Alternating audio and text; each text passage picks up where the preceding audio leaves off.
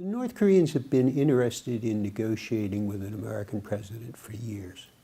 They invited Clinton to come. They invited George W. Bush to come. They invited Obama to come. And they have made clear for years they were interested in talking to an American president. But more than that, over 3 years ago, the North Koreans essentially laid out where they were going in the negotiations, that they wanted to talk to the South first because they understood that would make it easier to talk to the Americans. Unfortunately, when they were doing that, Park Geun-hye didn't want to negotiate with the North Koreans, and so that constrained the Obama administration from doing serious negotiations. But the North Korean, Kim Jong-un, from the time he came in, had signaled he was ready to negotiate. Could we have stopped all the missile tests? I don't know. There's no way of knowing.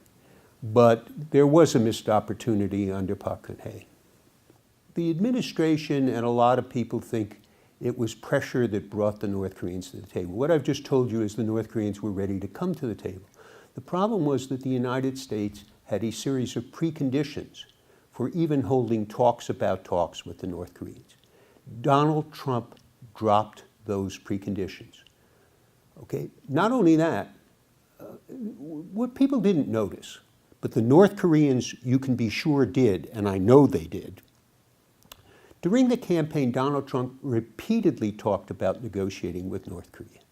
The only time it really got into the press was when he talked about sitting down and having a hamburger with Kim Jong-un. That was the least interesting thing he said during the campaign. When he took over as president, he presided over the first delivery of humanitarian aid, a token amount of flood relief to North Korea that the United States had given in 5 years. That was done in February, right after he took office. In March, Ambassador Joseph Yun goes to the negotiating table in the New York Channel. So the North Koreans knew that Trump was serious about negotiating. And in the summer, early fall, the preconditions for negotiating were eased and eventually dropped. So that's the important thing. The pressure of sanctions, clearly sanctions had some effect on North Korean economy, but not as much as people understand.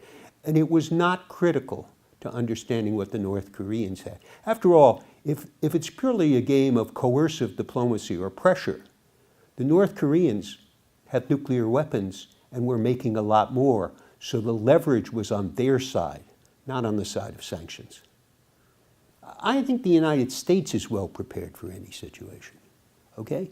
Remember, no president, it's not just Donald Trump, no president is completely absorbed in the details. Ronald Reagan didn't absorb himself in the details of his negotiations with Mikhail Gorbachev, but he got the basic principles down. Donald Trump, I think, gets the basic principles. We're going to have to move to a new relationship with the North. He signaled that by saying we're prepared for a peace treaty and for normalized relations. Okay. And that's the critical starting point for what will take some time to negotiate. The key here is everybody who pretends to know what they're talking about says the North Koreans won't keep the deal. That's one problem. But let me say that there's another problem. The United States hasn't kept any of the past deals with North Korea. It wasn't a case of only the North Koreans cheating. So this time, the real question is, will we stick to what we commit to? Not just will the North Koreans do that. If both sides do that, this will be a shocking, fundamental shift in the balance of power in Asia, okay? And that's really fundamental to understand what is going on here. It may not happen. It hasn't happened in the past, but that's the game. And most people seem oblivious to what the North Koreans are about. During the Cold War, the North Koreans played off the Chinese against the Soviets in order to have some freedom of maneuver, some leeway. In 1988, what Kim Il-sung knows, even though the United States intelligence community doesn't quite know, is that the Soviet Union is about to come apart. And so Kim Il-sung reaches out to the United States, South Korea, and Japan in hopes of getting them fundamentally to change their relationship with North Korea so that he won't be dependent on China. That's been the Kim's move ever since. So I don't think there is a big difference between Kim Jong-un and his father and his grandfather. I think he's pursuing the same policy, and that policy is very different from what most so-called experts say, who seem not to be listening to what the North Koreans have been saying for years. They want a fundamental change in the relationship with the United States, as well as with South Korea and Japan. Why is it that the North Koreans, for nearly 30 years, have wanted a fundamental change in relationship? It's because they don't want to be dependent on China, which is growing in power. So the key here is, what is the United States prepared to do, not what China is prepared to do. Now, the Chinese presumably are well aware of what I told you about what the North Koreans' real goal is, which is a fundamental change in relationship. The Chinese would obviously prefer that US troops not remain in Korea. I would just note that the North Korean position is the US troops should remain in Korea. Okay? The North Korean position for years about US troops could be stated like this. They never say it this way, but let me just sum it up. The United States is our enemy. As long as the United States is our enemy, US troops in Korea are a threat to us and they have to leave. But if the United States is no longer our enemy, US troops in Korea are no longer a threat to us, and they should stay.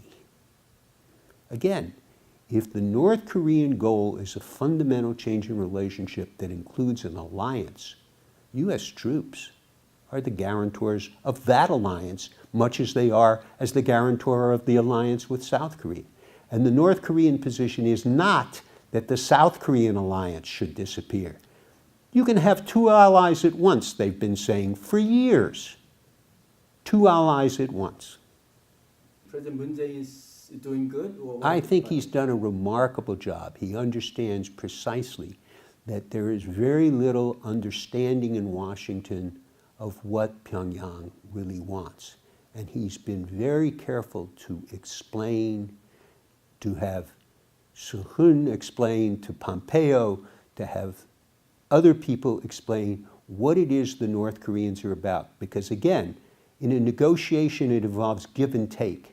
You can't just make a series of demands and expect either side to knuckle under.